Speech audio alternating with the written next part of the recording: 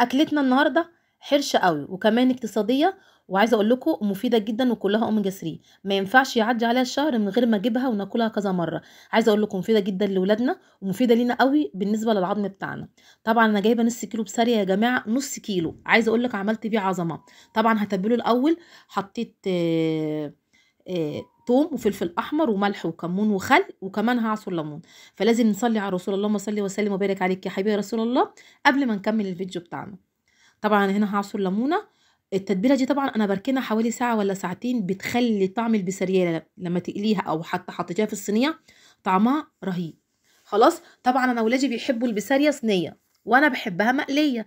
فهحضر لهم بقى الحاجات اللي بحطهم في الصينيه. جبت بصلايه هقطعها كده هوت كارو او مكعبات، مع طماطمتين 3 مع قرنين فلفل. مع طبعا التتبيله اللي انا عاملاها مع حبه زيت، بتبقى بصوا ريحتها قلبة الدنيا وطعمها رهيب. طبعا احنا خرطنا البصلايه وكمان هنخرط 3 طماطمات اللي انا خرطتهم، مش اكتر من كده. بس عايزه اقول لكم ان الاكله دي عندنا يعني احسن من حاجات كتير. اول ما بقول لولادي انا هعمل لكم بسارية، يا سلام، تحس اللي هو عندنا عيد، لانها بجد اكله حرشه واكله حلوه قوي. تمام، قطعنا البصل وقطعنا الطماطم وهنقطع كمان قرنين فلفل. عايزه اقول لكم الفلفل بقى يوديها في حته تانية، بيخليها سبايسي وطعمها حلو. وبرده انا بحب صينيه البسارية ناشفه، مش بحبها طريه، فبتعجب ولادي جدا. خلاص قطعنا الخضار بتاعنا. هاخد بقى الخضار بتاعنا ده هحطه في الصينيه اللي انا هشتغل فيها، سواء بقى ليمونيا او باركس اي حاجه. خلاص، هنزل بقى على الخضار ده بحبه ملح وحبه كمون. طبعا احنا حاطين توم، عايزه تحطي حته توم تاني مفيش اي مشكله. هنقلب بقى المكونات دي وحطي عليها نقطه زيت، وهنزل بقى بالبسارية بتاعتي. طبعا انا بحط نصها ونصها بقليه. قلبي كل ده مع حبه زيت كده حلوين، وهنعصر ليمونه وكلي احلى صينيه بسارية. هنظبطها كده ونعدلها وندخلها الفرن تستوي ونخليها تاخد لون من فوق. بصوا جامده وملهاش حل، ما بتاخدش ثواني. شايفين شكلها جامده. هنا بقى انا جبت حله على النار، حطيت فيها معلقه من الزيت، هنزل فيها بمعلقه من الثوم وهقلبه واسيبه كده ياخد لون. طبعا بصوا البتنجان نزل ميته ازاي، برضو سخنا الزيت بتاعنا. هنبتدي بقى نقلي البتنجان.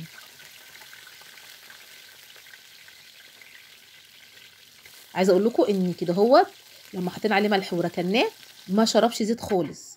هنا بقى الثوم بصوا هياخد، اول ما ياخد لون كده هنطشه بالخل وشمي بقى الريحه، ما ادراكي ريحه طشه الثوم بالخل دي. هنزل عليها بكيس الصلصه بتاعي اللي احنا مسبكينه ومعلقه من الصلصه. نسيبها بقى تفك وبعد كده هنحط لها البهارات. هنا بقى البتنجان اول ما احس ان هو اخد لون بسيط كده هطلعه، ما بسيبهوش ياخد لون جامد. وهكمل بقى قليه البتنجان بتاعنا، وكمان هنقلي فلفل اللزوم اللي احنا عايزينها تكون سبايسي. هنا بقى بصوا التسبيكه هحط عليها حبه ملح وحبه كمون، بس كده مش اكتر من كده. تغلي غلوه وهنطفي عليها. هنا بقى انا جبت طاسه صغيره، بما ان انا مش بقلي بسارية كتير لاني بقلي على قد بس. جبت طاسه صغيره، طبعا بدرت البسارية بالدقيق وخليتها كده وبصوا مفرفره، مفيش حاجه لازقه في التانية. وهبتدي كده ارصها جنب بعضها واخليها تتقلى. عايزه اقول لكم كانت مقرمشه وطعمها رهيب، ما حطيتش ولا عليها ملح ولا اي حاجه لان انا حاطه عليها كل حاجه. هنا بقى كده اخر طاسه بتنجان هقلي جنبها الفلفل ده لاني ما اعرفش اكل من غير فلفل. شايفين لون البسارية لما اتقلت رهيبه. هقلي طاسه تاني وكده حلوه قوي على قدي، برضو مفرفراه اهو، واحط واحده واحده كده جنب بعض. هنا بقى التسبيكه خلاص اتسبكت وسخنت. هنزل بقى بجزء من البتنجان مش كله لاني بحب بتنجان ناشف، وبرضو حبه فلفل. وكلي بقى احلى مسقعه. شايفين شكلها ولونها تحفه. يلا نغرف اكلنا وشوفوا جمال الاكل. طبعا احلى طبق مسقعه جامد من الاخر، مع طبق سلطه خطير، كزبره وبقدونس وطماطم وبصل. والبسارية اللي احنا قلينا شايفين لونها تحفه ومقرمشه وخطيره، وبتنجان وفلفل مقلي.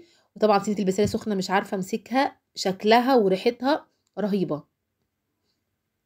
بصوا جامده جمدان يا جماعه، اكله جامده من الاخر، اكله اقتصاديه وحرشه ومفيده جدا، وهيحبوها ولادك جدا. بصوا شكل الاكل يفتح النفس، شكل البسارية مع طبق السلطة مع المسقعة وصينية البسارية، بصوا لونها فظيع، اكل جامد ملوش حل. وانا هنا يا جماعه وصلت نهايه الفيديو بتاعي.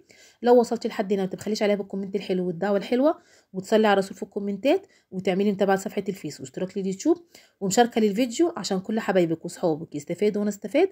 وقولي ايه رايك في اكله النهارده، وقولوا لنا بالهنا والشفا. وامانه يا ريت تصلي على الرسول في الكومنتات، بجد لو صليتوا على الرسول في الكومنتات هترفعوا من شأن الفيديو بتاعي قوي. وقولوا لي ايه رايكم، والسلام عليكم ورحمه الله وبركاته.